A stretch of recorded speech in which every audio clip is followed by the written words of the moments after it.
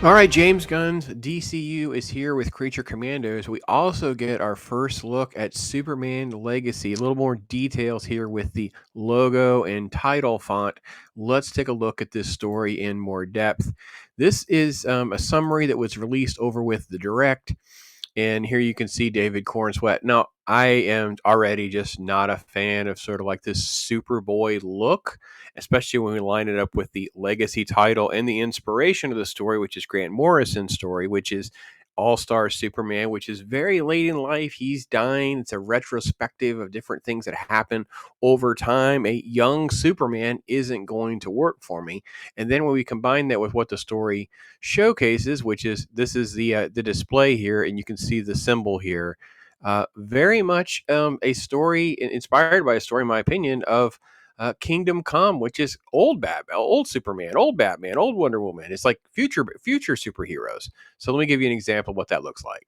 So, guys, you can Google these up, and it's just basically Superman logo over the years. This actually is pulled off of Imgur, dates only up to 2013. So, there's been a ton of changes even since then. And you can see some of the different styles. You can see the red and the yellow. They bring in some black from time to time. Now, traditionally, for most of us that are major comic book readers around our age, we're talking about 1978. This Christopher Reeve film right here lands, and they kind of coordinate everything around that S pretty much from where things were over the last few years. And then kind of going forward, they make a few changes with Crisis on Infinite Earth right there.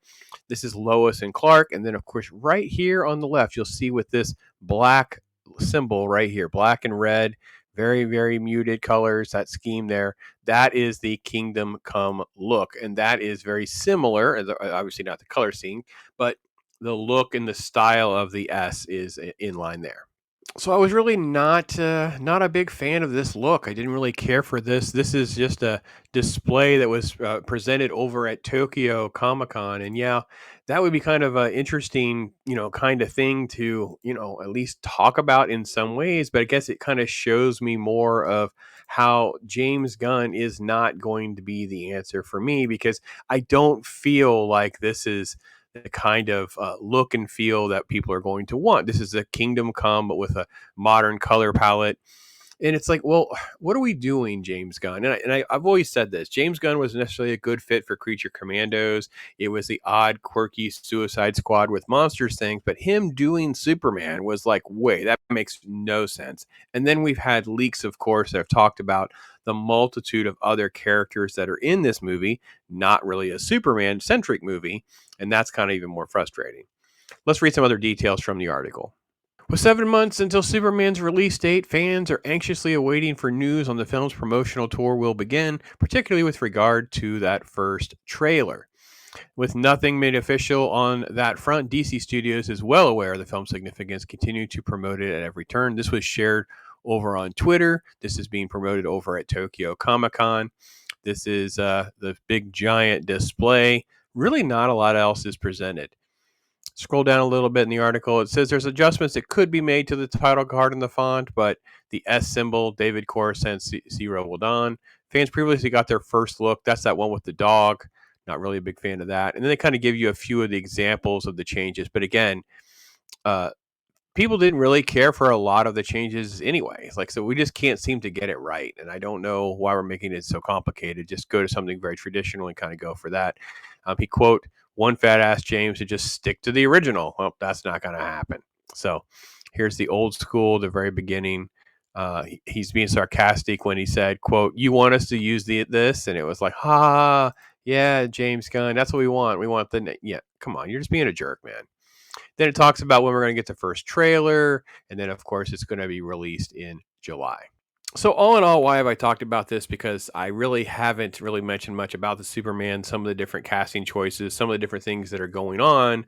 And for me right now, I'm in a very wait and see mode. That trailer will land relatively soon. I would assume if we don't have something between now and the end of the year, probably we'll just wait for the Super Bowl and roll something out for that. That'd probably be the biggest bang for their buck financially, roll something out. But I just don't know enough about the story and the nuts and bolts to know why I'm going to be all, rah rah, can't wait to see it.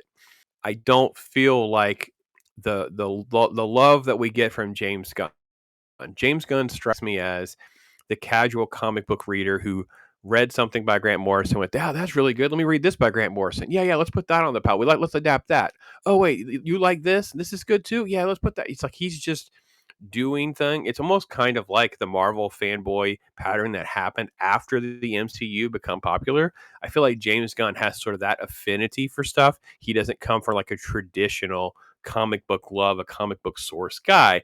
And I'm completely wrong. I'm sure. I'm sure he'd tell us about all these things he's read and done when he was a kid, and he loved and he loved and he did. But it doesn't appear to be core to his heart, and that's what comes out. We see with Creature Commandos, it's made for that type of fanboy who wants the crude and crass humor, who has no problem with the nudity, who wants the same cheeky gun approach to everything, and not something that would actually convey Creature Commandos, and definitely not anything that is going to get people in comic shops or sell merch for Creature Commandos. This is, again, big pitch issue with this, where we're at now, like post Endgame. We have the woke and the incursion and the takeover and the degradation of superhero movies and the franchise and all that. And now we're at a point now where, like, to move forward, to come out of that, my big question for the studios is, who are the customers and why are you doing this? Like, what are you doing this for? And I feel like the DCU at this point is just for James Gunn and his amusement, and he has sold them all on that because he's had enough successes and they feel like have another choice anyway. I think it's going to be Snyder 2.0. Some things will be okay. Gun people will be all in on this about how great it is, and audience will be a mixed match on things. There'll probably be a big splash probably on Superman because it's a big, most people love Superman. It's a huge franchise and IP, one of the most popular, one of the top three most popular and most recognizable superheroes of all time.